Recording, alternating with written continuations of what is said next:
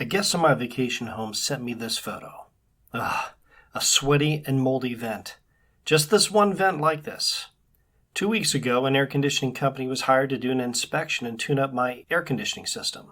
Coincidental? I think not. Looks like a trip to the hot attic is needed to sort this out. Didn't take long to see the problem. Touching this exposed metal ductwork proved it was nice and cold, but being exposed to the hot air of the attic is a real problem. Imagine it's summer and you're drinking a cold beer while firing up the grill. Soon a puddle forms under your glass. Hot air and cold glass create condensation, and that's what's happening here. Taking a look around, I see a piece of insulation hanging around. Just using my hands, I pulled it into pieces and tucked it loosely around the duct.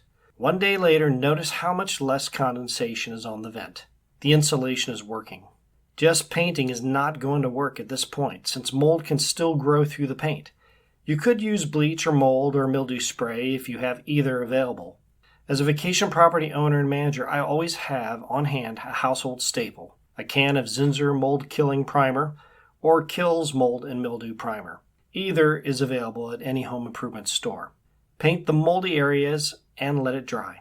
Come back with a flat white ceiling paint and things are as good as new. I'm glad the problem was so simple to resolve.